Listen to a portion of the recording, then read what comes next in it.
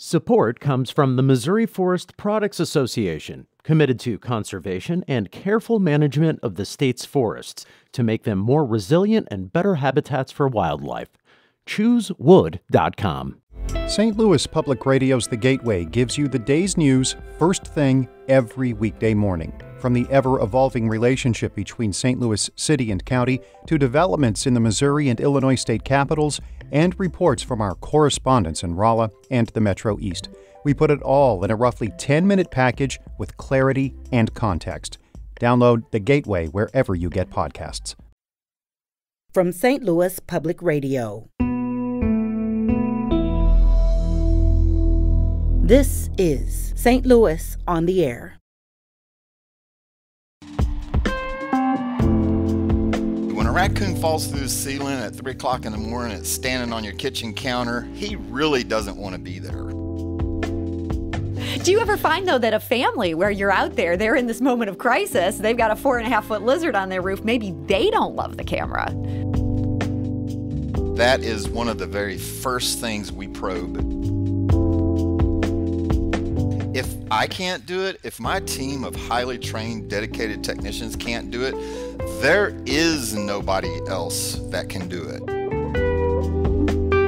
I'm Sarah Fensky.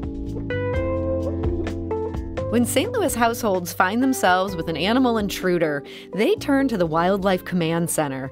That company is based right here in the city and offers services in 6 cities from Reno, Nevada to Kansas City. Now the company is getting its close-up in a new reality show, one focused on the Wildlife Command Center and its charismatic founder, Michael Beran. It's called Bare Hands Rescue. The problem with coyotes is they're super unpredictable.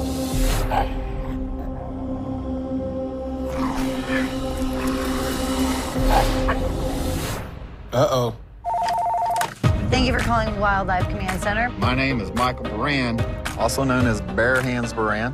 We rescue people from wild animals, but we also rescue the animals from the situation that they've gotten themselves into. My dad's approach to wildlife management can be considered a little bit more wild. Working barehanded is just easier on the animal.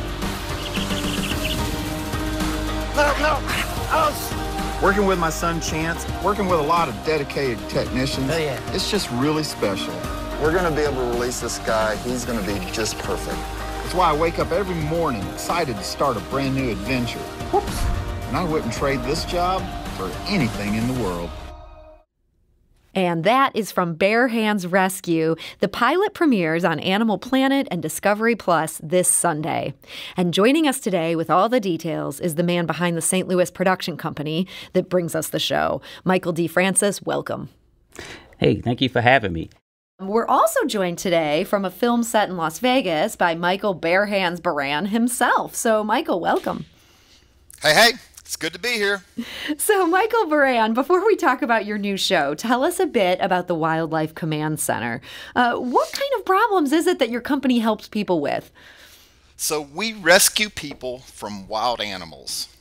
And that might be something as simple as a black rat snake in your toilet at 2 o'clock in the morning, or a little bit more complex with a colony of 1,200 big brown bats in your attic. So there's a number of problems you deal with here. Give us a sense, what's the most common that you find yourself dealing with? So in the summertime, and we're talking May until September, it is big brown bats. That is the most common, right there. What's that? That is the most common, those big brown bats. That's right, big brown bats. What are some of the more unusual animals you find yourself dealing with? Well, you know, the people can be unusual from time to time. The animals are all the same. They're the animals that are all around us every day. It's just that they have been urbanized. And so now they live in an urban environment. They act like urban wild animals and not like wild animals. So they're in situations they want to get out of just as much as people want to get them out of them. Usually they do. When a raccoon falls through the ceiling at 3 o'clock in the morning, it's standing on your kitchen counter, he really doesn't want to be there. I think that's fair to say.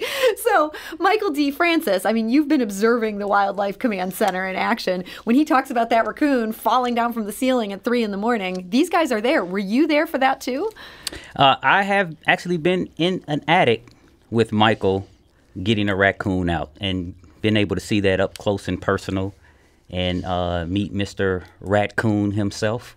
So what makes this company so good at what they do, now that you've seen them in action? What makes them so good is what they do is that their motto is they catch anything. And I have seen that to be true time and time again, that whatever the issue is, Bare Hands Beran can catch it. Michael Beran, is there anywhere where you draw the line, some animal where you'd say, you know what, we're going to have to call in someone else? Absolutely not.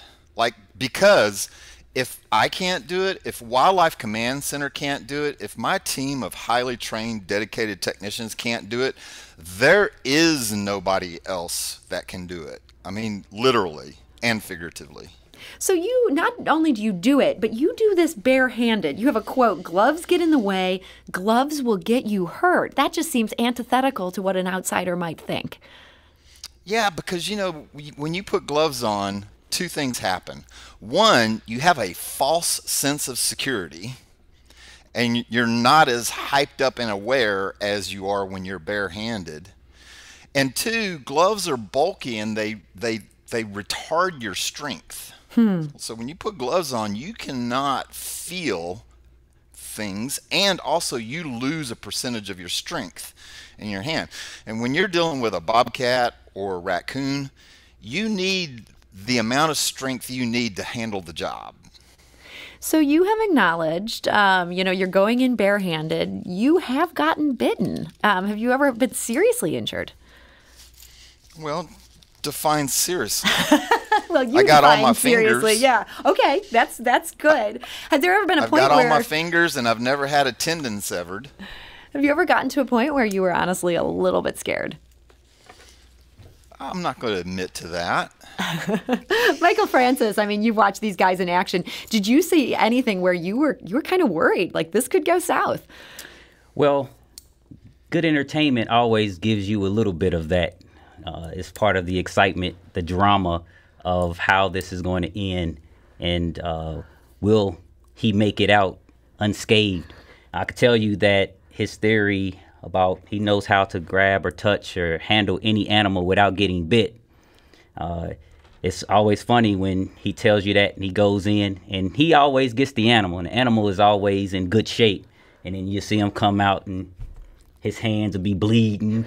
It's like, oh, I thought you didn't get bit. And then, he kind of looks at me and shut up. So to get him to acknowledge that he gets bit, this is not usually what he leads with here, Michael Francis. No. He is bare hands, and that's his name for a reason.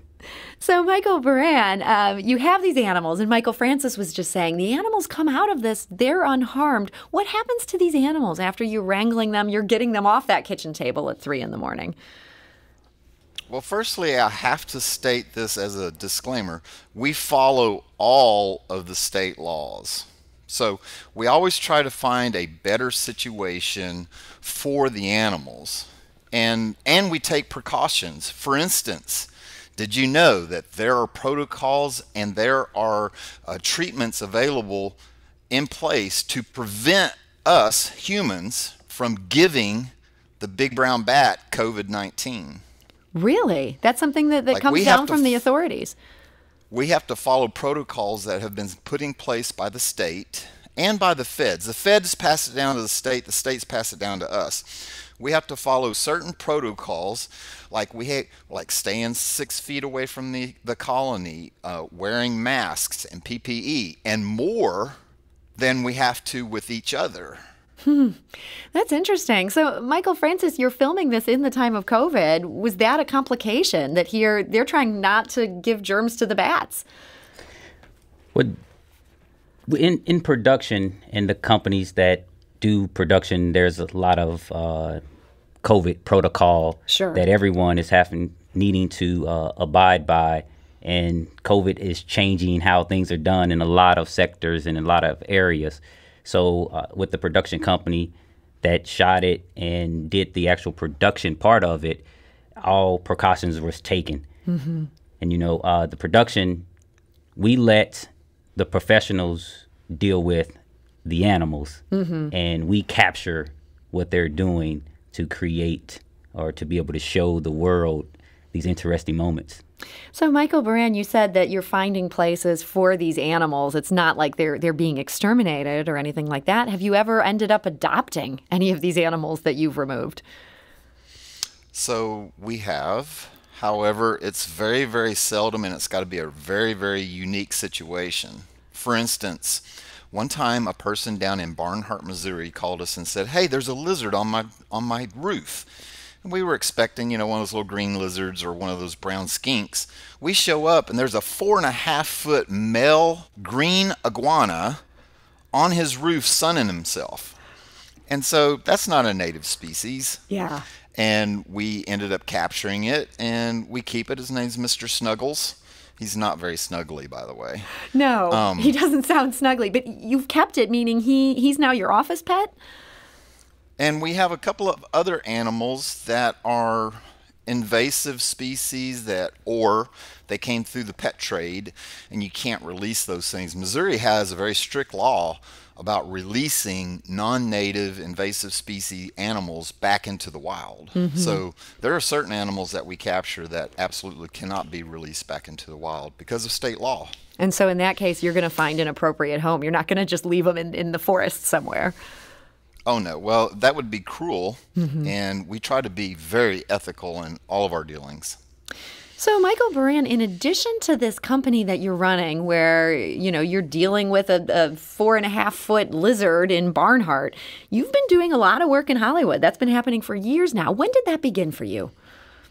It really began down in Shreveport, Louisiana, back around 2007, 2008, when Hollywood came to Louisiana. Tax incentives, those sort of things. Missouri should get on board with that and get their own tax incentives, but that's a different story. We got involved because Hollywood came to Louisiana, and they were just filming all types of productions. At the time, I was a master falconer. I was training birds of prey, and a couple of productions reached out to me for the birds, to have the birds in the films. And I'm just a hustler and a go-getter, and I get on a film set, and if there's something that needs to be done and they'll let me do it, I'll do it. Yeah. Pick up trash, move sandbags, adjust lighting, whatever. And that's kind of how it started. One thing led to another. And then in 2019, I decided that, hey, maybe I should take acting classes. Maybe that's a good idea. I did, and all kinds of opportunities presented themselves then. Yeah, I mean, you've had any number, your stunt work, all sorts of things that you've done for various Hollywood productions. When did you realize, this company, this Wildlife Command Center, this should actually be its own show? Actually, Michael Francis of Michael Francis Presents realized that before I did. I was at one of his seminars because he's really good about the film community in St. Louis, putting on classes to teach people how to produce better lighting or get better sound qualities or adjust your aperture on your camera or whatever. And I was attending some of those classes because I wanted to be better for my YouTube channel, which I'm very passionate about, my YouTube channel. And I was asking him questions about things and ways to film and content for my YouTube channel. And by the end of the conversation, he was like, yeah, maybe this YouTube channel is something, but you mind if I ride with you one day? And Michael then I'll Francis, let him tell the rest of that story. Yeah, Michael Francis, so you offered to come ride with them. Did you have any idea what you were getting into? Well, he was telling me some of the stuff that he does, and if you just listen to it, it sounds unreal. It doesn't sound like it's something that's real. And in the entertainment business and being around that space, you think actors act, right? So I asked him, can I do a ride along? And he was like, sure. He took me out. I spent a day in his truck going around with him, answering calls and taking care of issues. And when I tell you he's the real deal, he's the real deal. And he said he wanted to do YouTube. after I rode around, I was like, I don't want to do any YouTube videos. They're like, we have a TV show here. And that's where it started. And so a lot of people say they want to do a TV show. Being able to get one on Animal Planet is a totally different thing. I mean, how hard was it to take this from this germ of an idea to getting to the point that we're at now where this is about to premiere? Well, getting anything on TV is extremely hard. And there are a lot of moving pieces, a lot of different people, and a lot of companies that are involved to make it happen. What I do is I have a development and packaging company where I find interesting people doing interesting things and turn those ideas into something that is sellable to move forward. Then you have to find the right partners. In this particular situation, our right partner was Critical Content and Animal Planet. And we are very lucky to be able to be premiering this pilot Sunday. So, this pilot, this is Bare Hands Rescue, and we're talking today to Michael D. Francis of Michael D. Francis Presents. We're also talking to Michael Beran. He's the star of Bare Hands Rescue. He's the founder of the Wildlife Command Center here in St. Louis. You can get a sneak peek at this pilot this Sunday. That's August 22nd. There's a party here in the Public Media Commons at 6 p.m. We have all the information about that on our website, stlpr.org. So, Michael Beran, you get deep into this thing. Was it weird having the cameras rolling, not just YouTube cameras rolling, but real cameras rolling as you're out there doing your work? No, that part's not weird at all. I mean, I love the camera. Camera likes me too. Do you ever find, though, that a family where you're out there, they're in this moment of crisis, they've got a 4.5-foot lizard on their roof, maybe they don't love the camera? So certainly we do take very good care of our customers, and that is one of the very first things we probe is to see it, if they're willing. And certainly most people are not. And if they just give us any hint that that's not their thing, then we just move on. We take care of that customer, but we send other technicians out there to take care of the situation. And I'll tell you, my technicians try to emulate me as closely as possible, especially when it comes to good service. However, a lot of my technicians draw the line at bare hands. And so were they people who are not shown in the footage that's captured so far? You're more focusing on the bare hand side of things? No, it wasn't really that. It was that, as we move through the process of where do we film, we've got 9 locations. The Critical Content really loved Reno and they loved Sacramento. And so the technicians that we had there just happened to be really good matches and good personalities. And that's what really happened. I got 24 people on the team, and every one of them are a unique character in themselves and certainly worthy to tell their story on TV. And Michael Francis, is that part of this then, that like any good reality TV show, we get to know these wildlife removal experts? They're kind of bringing some personality to their work. Yes, and they have plenty of personality. Everything's centered around Bare Hands, but his crew are, he would say that they're not crazy, but from the standpoint of most of us normal, mere human people, the things that they are doing and having fun doing, it seems a little crazy. You have to be a special person to be able to go and stare coyotes in the face and do the things that they have to do in these situations. And all of them are great at what they do. And the people that you will see in the show are entertaining in themselves. And Michael Beran, that includes your son. He's there in the business with you. Is there some father-son tension that's now being exploited for reality TV drama? Luckily, no. We thought that might happen, but there is none. Chance is his own unique individual, but he's been doing this since he was 14 years old. I can remember my wife Bonnie having to drive him around from one skunk account to the next skunk account, and because he's only 14 and not old enough to drive. Man, so you started him early in this business. This is now all paying off. Reality TV stardom awaits. I tell you what, he's a good child. He's a good young man, and I am really proud of who he's become. So, Michael Beran, one last thing I wanted to talk to you about here in our final minutes. You moved your headquarters to St. Louis in 2014. That's a year after you founded the company. What made St. Louis an appealing place to use as your HQ?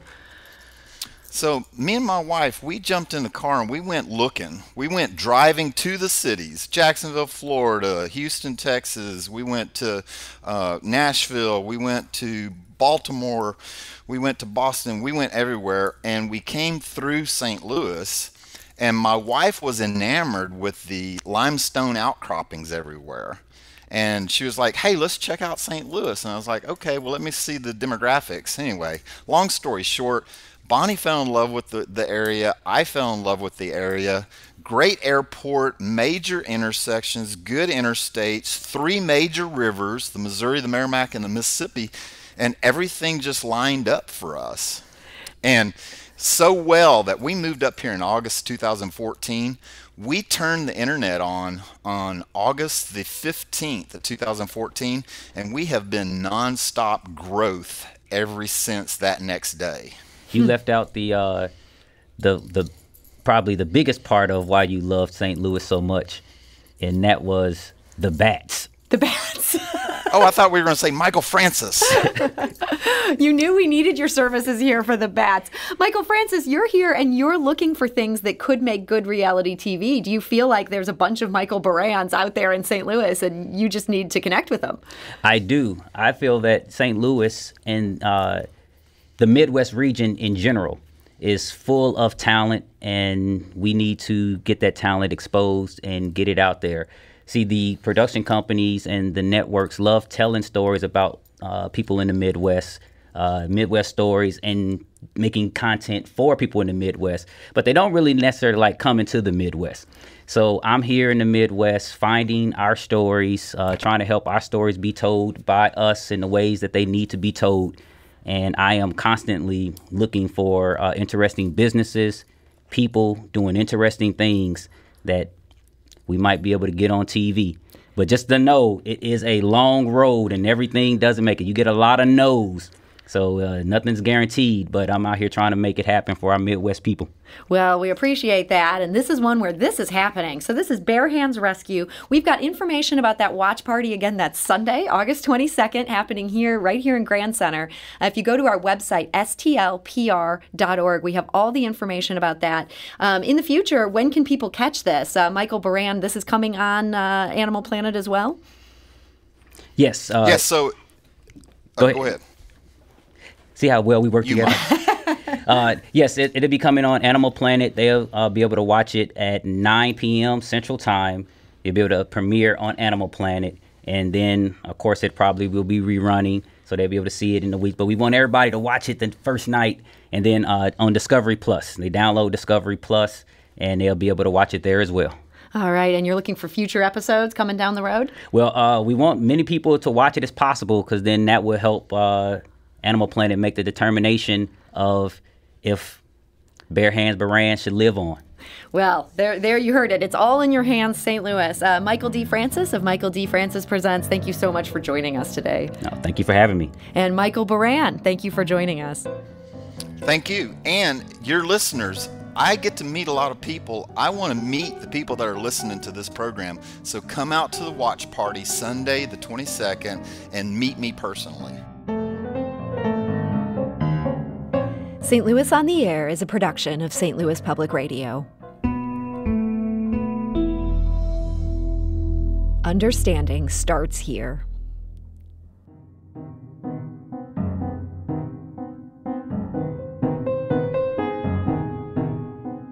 Do you find yourself regularly listening to episodes of St. Louis on the Air? Suggest us to a friend you think might enjoy our conversations. And leave us a review and rating on Apple Podcasts on the App Store. It's the simplest way to help people discover our show. Thanks. St. Louis Public Radio is a member-supported service of the University of Missouri, St. Louis.